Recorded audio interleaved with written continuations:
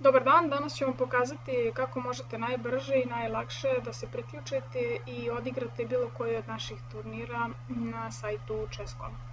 Naravno, neophodno je da imate nalog. Vaš nalog, ukoliko nemate, objasnit ću u drugom videoklipu kako otvarate. Ukucate vaše korisničko ime, šifru i ulogujete se.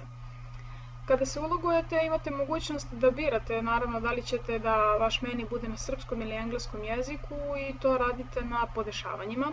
Vrlo je jednostavno, čim kliknete na podešavanje, dakle ovdje će vam se sa ove desne strane izbaciti jezik i možete da izaberete da li ćete srpski ili engleski. Imate mogućnost naravno da podesite i vaš izgled figura, da li ćete i na koji način da vučete potez, da pretpostavljam da to već znate. Ukoliko ne znate, da možete da birate da li ćete da pritisnete na polje ili da prevučete figuru, bolje da vam ostane da prevučete figuru.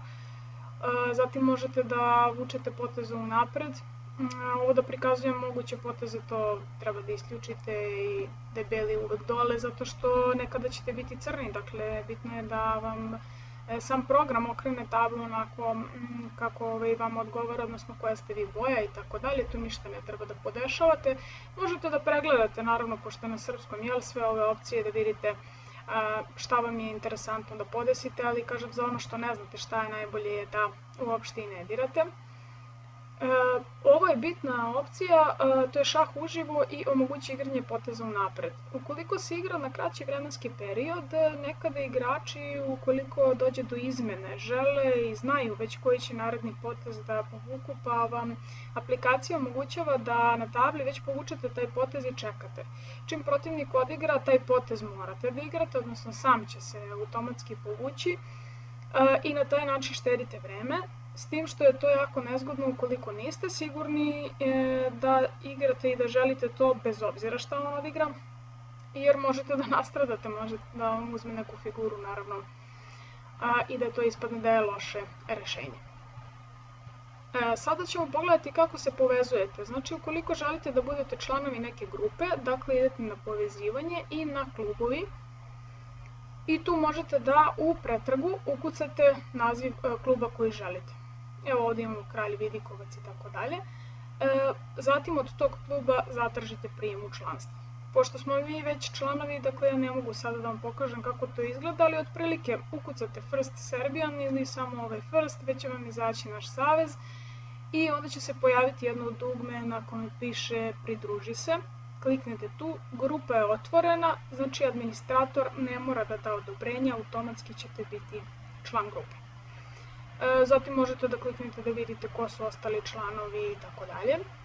Ali ono što je još bitnije za vas, to je da kako da igrate turnir.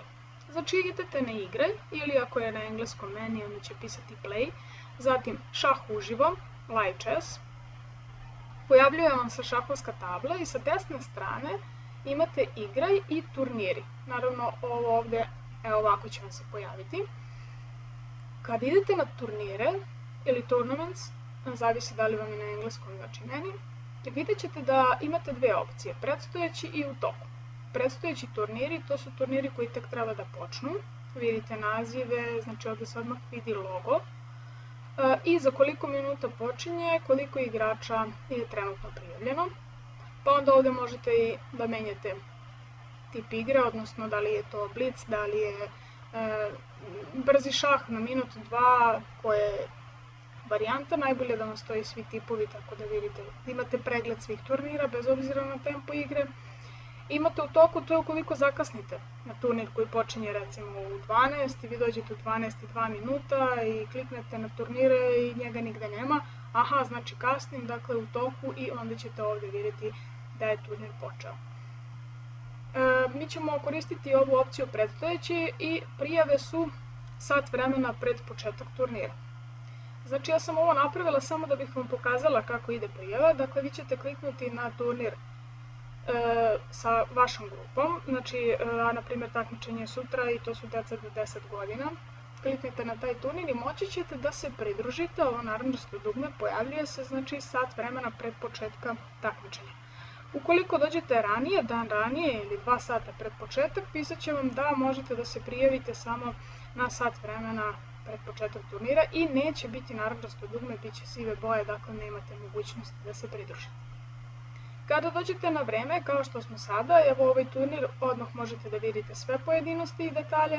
Igra se na 5 minuta plus 5 sekundi, zove se proba prijave, to je standardni šah, igra se 7 kola, trenutno 0 igrača, počinje za 24 minuta i ovdje imate spisak prijavljenih, evo pridruži se, vidite dodali smo nas, sada više nemamo ono narandžasto dugme, ovdje možete da podignete ovaj meni pa da se uključite u chat i ne morate naravno.